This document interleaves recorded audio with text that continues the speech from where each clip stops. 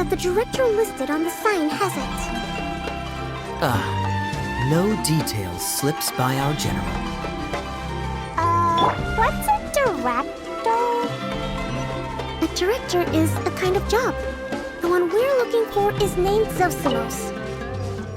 Zosimos is responsible for managing everything that happens on the stage, similar to how Idea is responsible for managing the whole realm.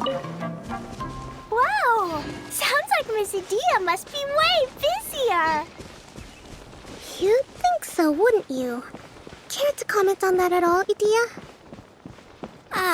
Maybe someone else can explain. I'm just enjoying taking it easy, as usual.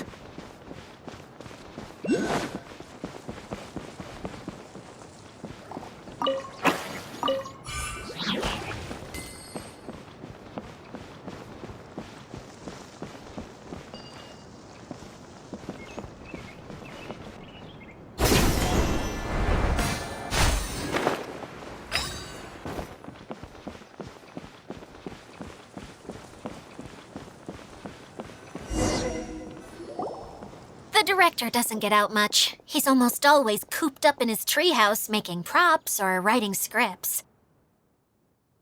But I'm trying to remember now.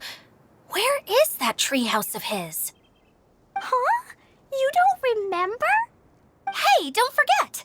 I'm just the mascot. I believe it's that way.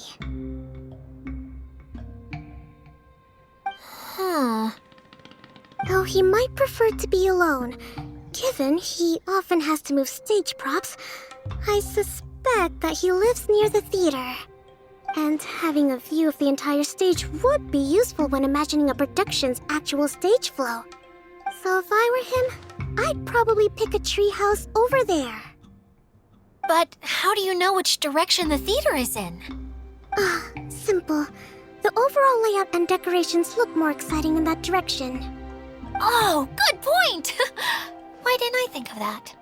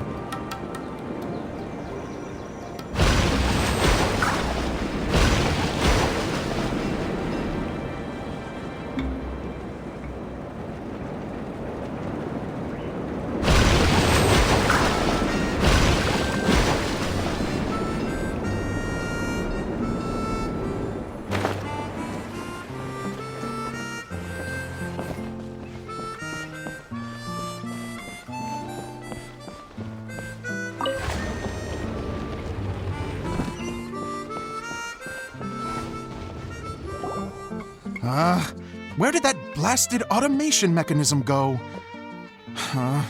The male actor standees are here, but where are the female ones? Who's that? Idea? Yes, Zosimos! 'Tis I, Idea! How's that for a dramatic entrance? This is a surprise. I was sure you'd be... Curled up in a fetal position, crying to yourself?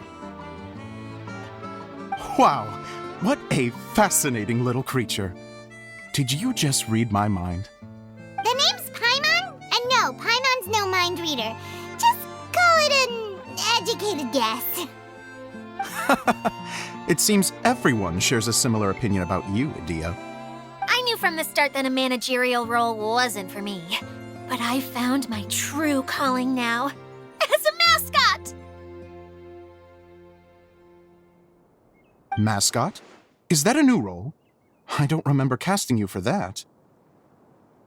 Okay, enough about me. I'm just here to introduce you to some new friends of mine.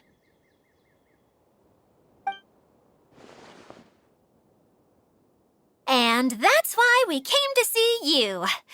Well, do you have the component that fell out of the central hub? I do. However, I'm afraid the incident has caused many malfunctions with the stage mechanisms, and I can no longer put on any performances. Okay, so you're holding the component ransom till we help you fix the mechanisms, huh? No, till we fix the stage, surely. I'd have thought he wants us to make some more props, no? Given that some of the standees are missing. Or maybe the component is broken and we need to fix it. You're all forgetting that the majority of his work involves writing scripts. I'll wager that he wants us to edit them.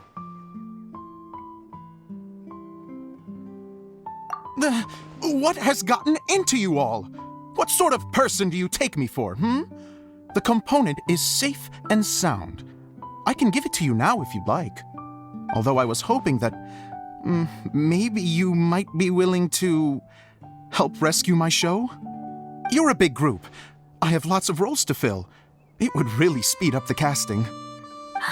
A show? That sounds fun! I want to help! Can we? Also, truth be told, I've hit a bit of a roadblock in my script and was just thinking about how to move the story forward. And then you all showed up. Suddenly, I got my muse back. I don't know how to explain it, but something about seeing all of you finally helped me figure out how to continue my script. Huh? You mean that story you've been stuck on forever? Are you serious? You really think you can finish it now? Yes, really. Just give me a little time, and I'll write it all up. In the meantime, I'll leave things to you, Edea. Whoa! And he's off to write the script! Zosimos has always wanted to write an epic story about a thief and a mage. Apparently, he got the idea from some rumors that were swirling around, but he only got as far as writing the intro before writer's block set in. Why don't you all take some time for yourselves while I see what I can do? We'll reconvene after the director finishes his script.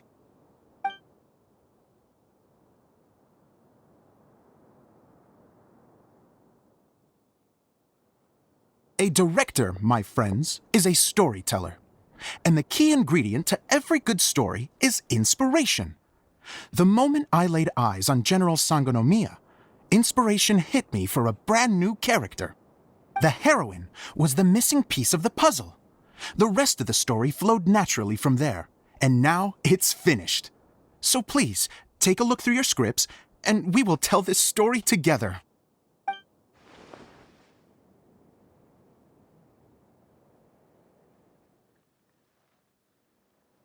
Well, is everything clear? Director Zosimos, how do you pronounce this word? Let me see. That's sojourn. It means to stay for a while. This is a very cute moment, so let's make sure that comes through in the performance. Oh, wait! There's another word I don't know here. It's okay, Klee. We can go through your lines together a few more times after this meeting's over. That would be most appreciated, Kaya. I had a feeling about you, actually. You seem to know a thing or two about character acting. Tell me, have you acted before? You're too kind. It's all in the script, really. It just rolls off the tongue. Oh, you think so? Well, you definitely have a knack for it. I've actually been looking out for someone with your talent. If I make it as a big-time director, then I can see us working together for the long term. Be sure to stay in touch, okay? You and I are gonna go places. What can I say? Sounds good to me. Great. Fantastic. Now then, please go through your scripts one more time. But don't just read the words. Remember my notes, and really let the character inhabit you. I need to have a look at the stage, so I'll leave you to it. If you need me for anything, I'll be in the big theater right in the center of this area. Wonder what the theaters are like here. Let's go check it out while everyone's still getting ready.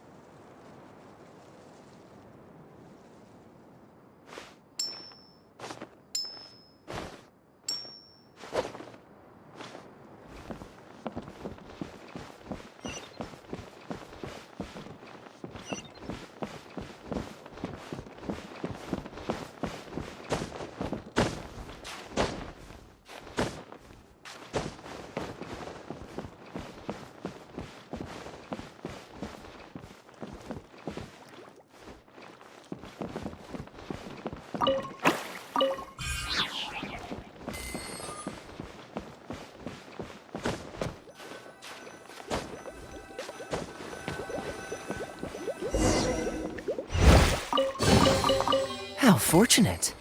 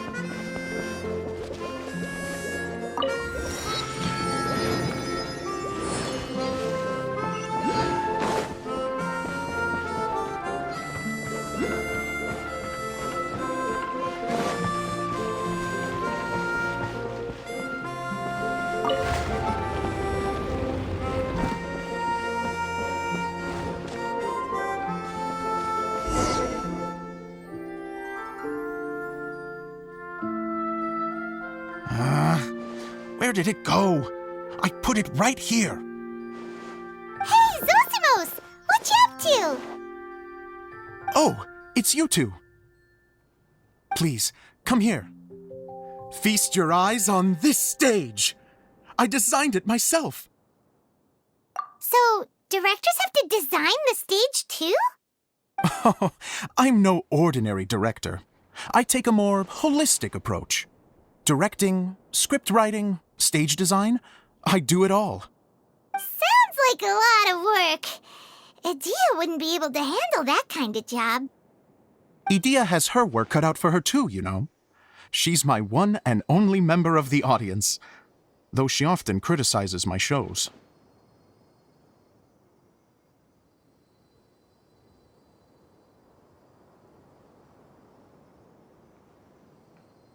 Well, she just says what she thinks. You don't know how to write, or this is getting ridiculous. I think it's because I use preprints in a way that she feels goes against what they're intended for. But even though she's my harshest critic, she's also been my biggest supporter in a lot of ways. I guess you could say she's like my agent. I'm very grateful to her. I've always dreamed of being a director, but I've never had the chance until I came here.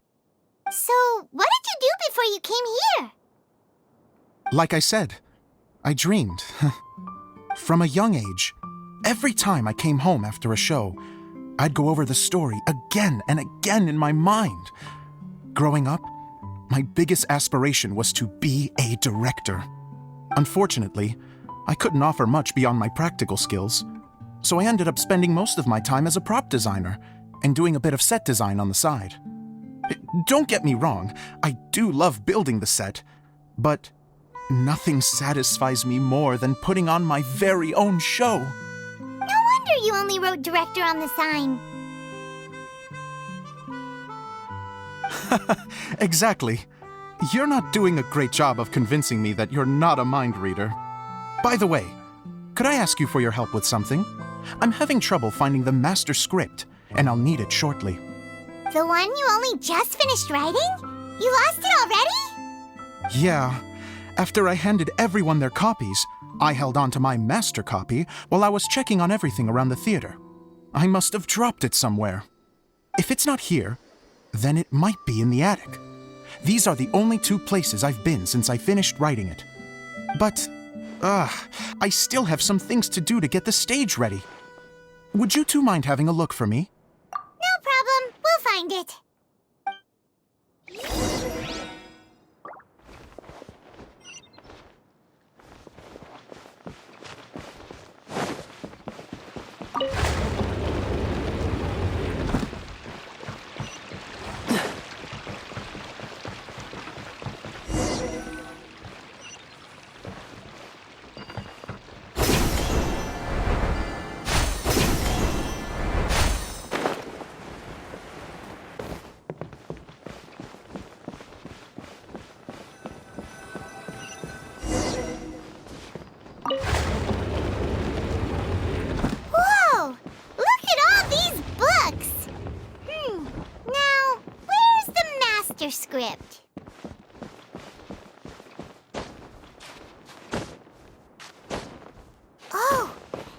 like a water droplet is on the second floor. Let's go have a look.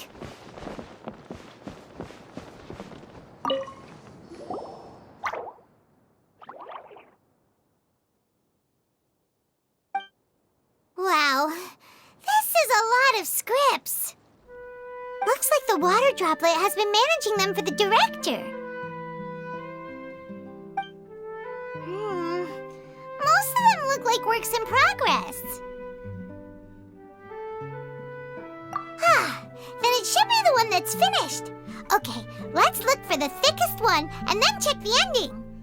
This is the only script that fits the bill. Plus, it looks pretty new. This must be the master script. Let's go give it to Director Zosimos.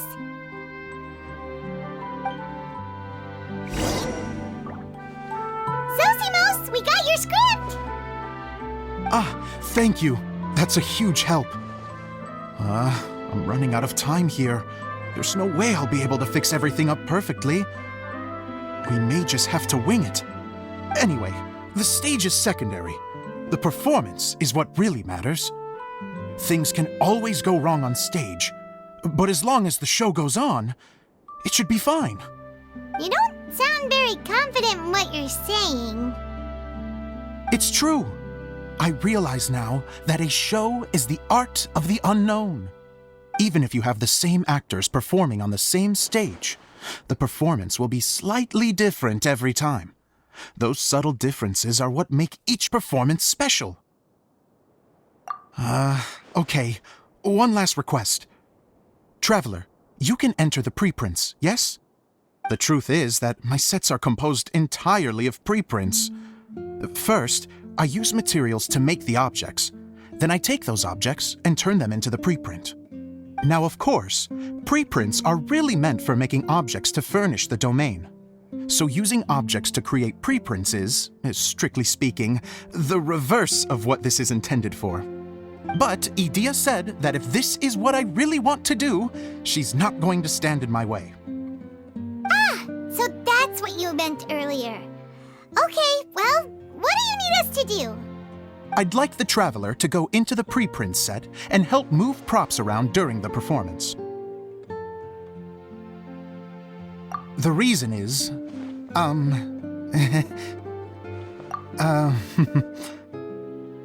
Paimon gets it now. If you're busy directing, moving the props, and operating all the mechanisms, you never get the chance to watch the show. Yes, I know that I'm no master playwright, but still. Even if it really is a half-baked script, with shoddy writing and moments of sheer ridiculousness, I'd still like to see it for myself, just once. Hard to turn a guy down after a speech like that.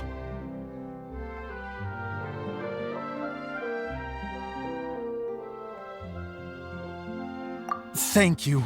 Genuinely, I'm so grateful. I'll go and inform the others. Then, as soon as you're ready, the show can begin.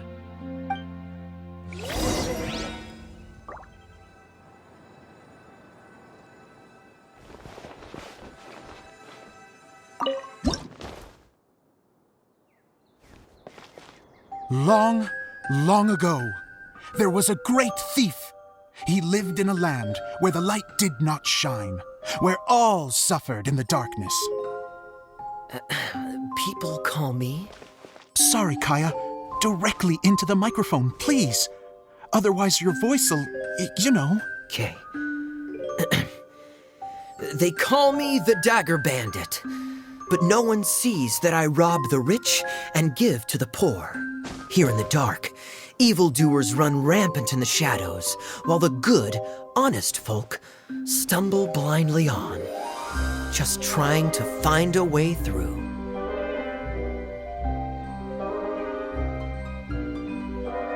As the bandit brooded, suddenly the world was inexplicably changed as a single star appeared on the horizon and flew across the sky. Traveler, stomp on that movement mechanism in front of you.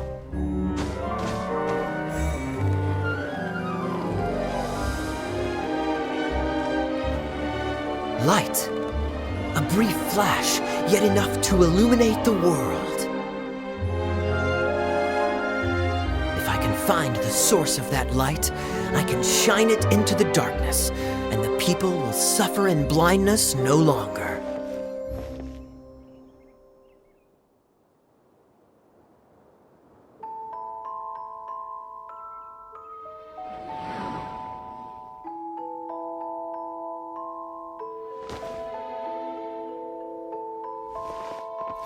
Without a moment to spare, he set off to follow the star's course. All the while, the star kept moving through the sky. Traveler, the star kept moving through the sky.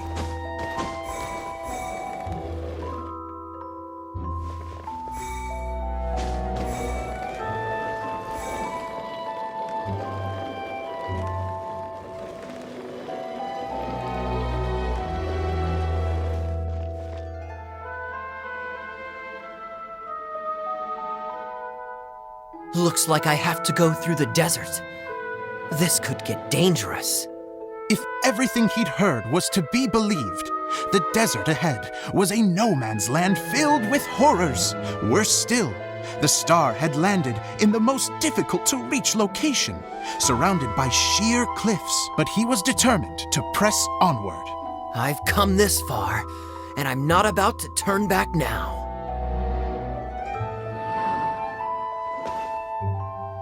The Dagger Bandit trekked deep into the desert wasteland. Yet when he finally arrived at his destination, he found not a fallen star, but a young girl, dressed in white. How strange. I'm positive this is where the star landed. Young lady, do you know where the light has gone?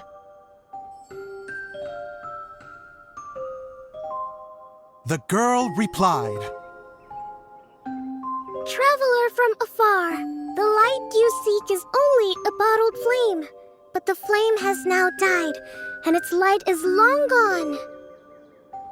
A bottled flame? Yes, it was a gift from another. And so, the girl began to tell the story of how the bottle came into her possession. The girl hailed from a kingdom that sat atop the waterfalls. But when the reigning dynasty fell and a new one seized power, she and her people fled for their lives. A thick fog began to fill the air as she made her way through the forest, and dense thickets tried to block her path. There is a mechanism down there that you can press to retract the thicket board below the stage.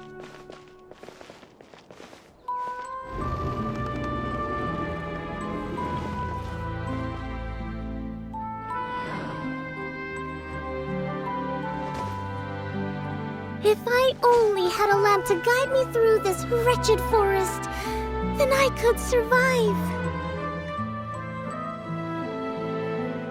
With scratches covering her arms and legs, the girl pressed through the pain and made her way forward. The road ahead was arduous, but she was determined to press onward. I've come this far, and I'm not about to turn back now.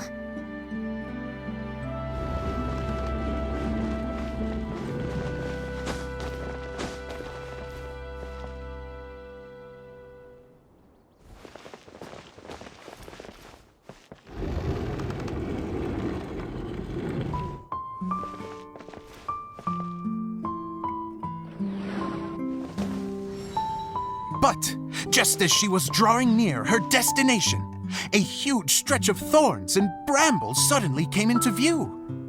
Despair set in and began to weigh on her heart.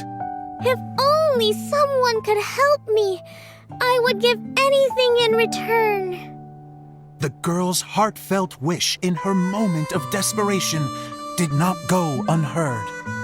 Wait! There's no mechanism for the final thicket! I must have forgotten to check those boards. According to the story, those thickets should be gone from the stage now, right?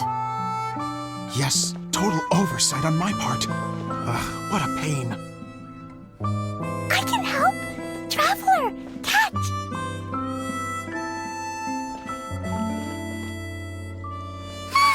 It's a Jumpy Dumpty! the girl's heartfelt wish did not go unheard.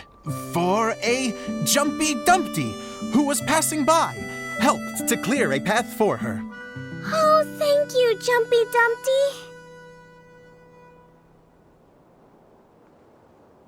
And so the girl continued her journey deeper into the forest. But what she found there was not a lamp, but a mage glowing with fire.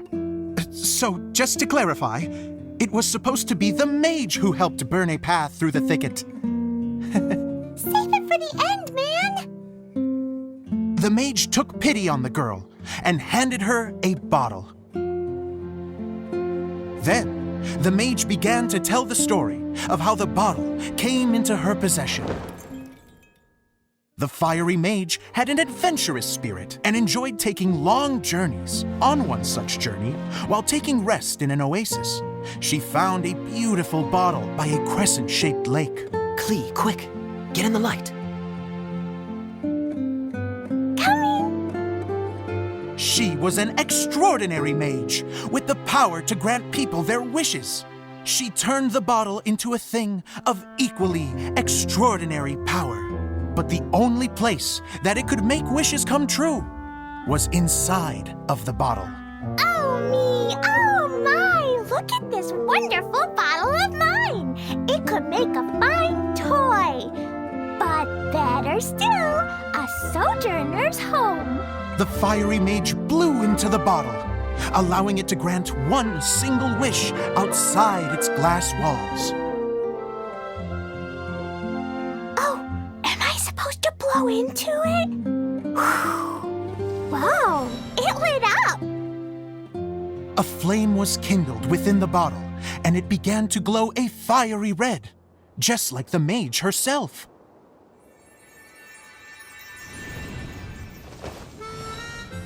After the mage finished telling her story, she disappeared, leaving only the bottle behind. A magic bottle that can grant wishes. And I wish to leave this place and go somewhere where no one will ever find me again. And then? The bottle seemed to softly inquire.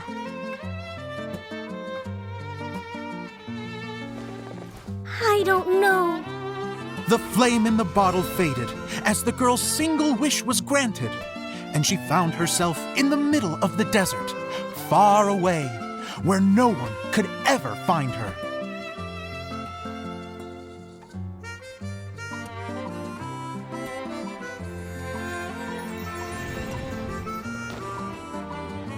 When the Dagger Bandit listened to her story, he sighed in disappointment that the flame with the power to grant wishes outside of the bottle had already died. But this doesn't make sense. If it truly granted my wish, then nobody should have been able to find me here. Maybe they shouldn't. The desert is difficult and dangerous to navigate, but I was determined to make it, no matter what. Then take this bottle with you for your trouble. It may be able to grant you your wish, though sadly, only within the confines of the bottle itself. All I wish for is light. Honoring the bandit's request, the girl wished for light inside the bottle, and sure enough, it lit up. They found that while the light was only generated within, it could nonetheless shine through the glass and reach anywhere in the outside world. Even though it doesn't burn as brilliantly as the light that shone before, this is still an extraordinary light. What will you do after I take the bottle?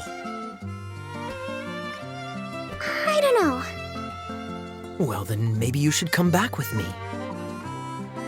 With no reason to refuse, the girl accompanied the Dagger Bandit back to the land where the light did not shine.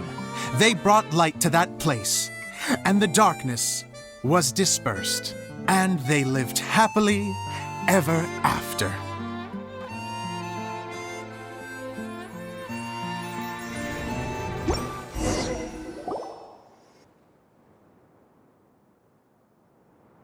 And we're done! Seems the show went pretty well.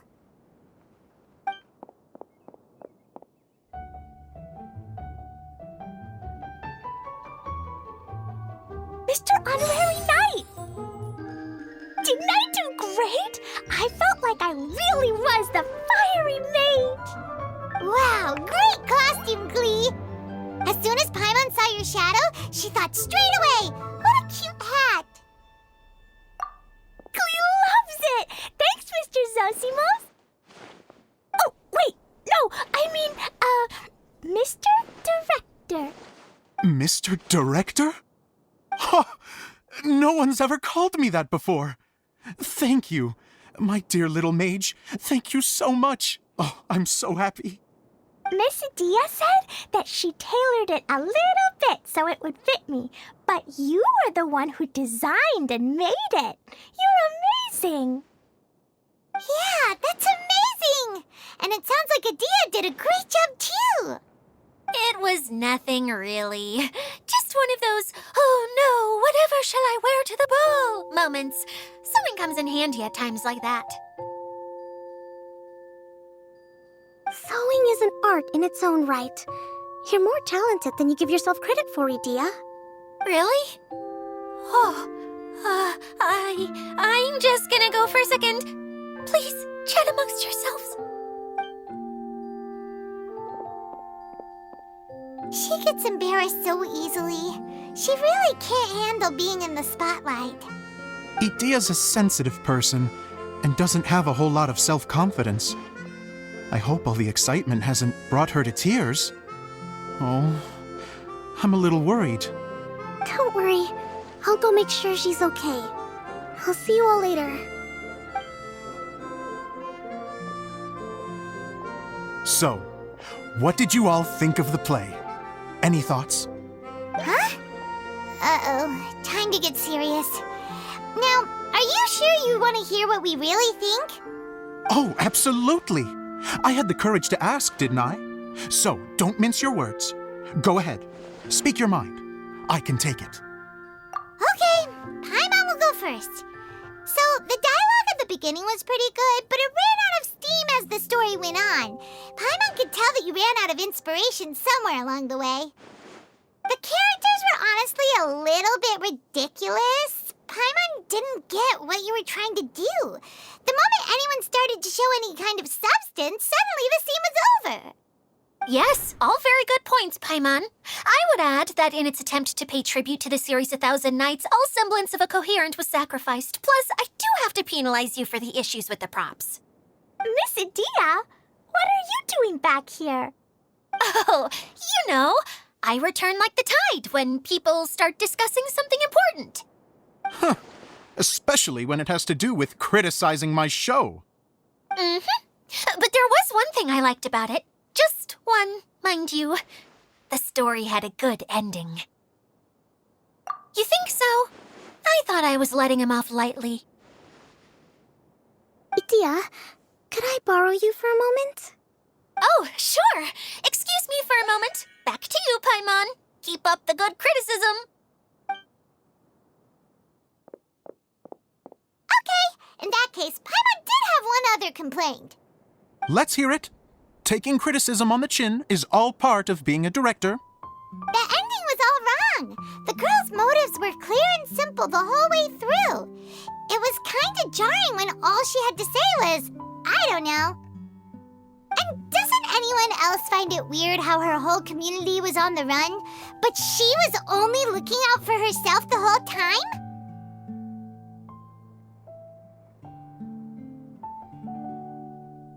I'm fine.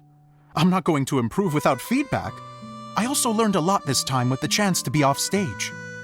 To be honest, it was a dream come true. What a great attitude. You don't seem upset at all by our comments. I wouldn't say I'm completely unaffected, but you're only speaking the truth. They're all very valid points. Still, now that Paimon thinks about it, you did finish the script in a bit of a rush. Maybe we were being a little too hard on you.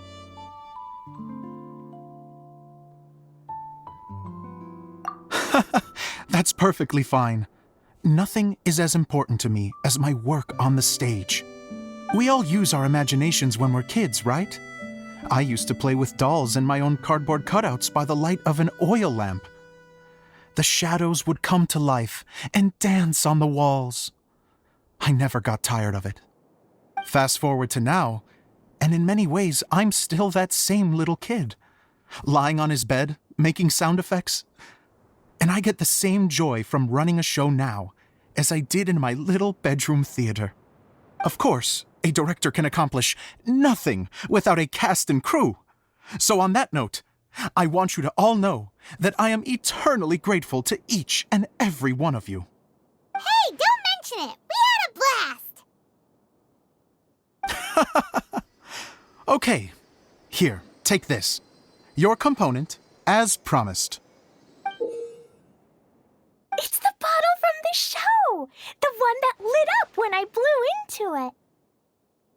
That's right. Can you guess the secret behind why it lights up? Oh, maybe there's an invisible fairy inside that opens its eyes when you blow into it. Bingo! You guessed it. That should do the trick. Oh, wait, this needs tightening up a little. Hold on, this will only take a second.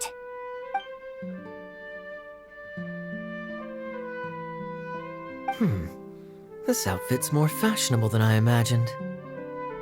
Excuse me, everyone. Do you have a moment? Especially you, Zosimos. Idia wants to do a little something for you. She says it'll be a dream come true. A dream come true? Yes. She said that as useless as she is, she wants to do something for you as the first person to have heard of your dream of being a director. Her words, not mine. I have to disagree, though. I have never thought of Idia as a useless person. How is this suddenly about me? If everybody is ready, then I'd like to invite tonight's male lead to take the stage. Ta-da!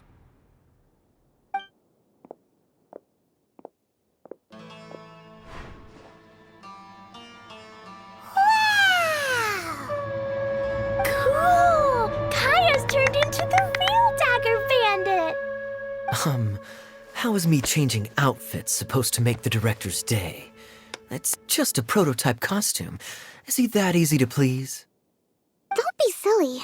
If I know our director, nothing will make him happier than to see his ideas brought to life by the right actor. Well, then I'm happy to oblige. Who am I to argue with the star of the show? Zosimos drew up countless designs and made a few prototypes before landing on this one. It just needed some tailoring to fit properly, so I made a few stitches here and there. I hope the result isn't a disappointment. Oh, it's perfect. Idia, I'm... Oh, I'm so touched. Thank you all. You've made me happier than I ever thought I could be.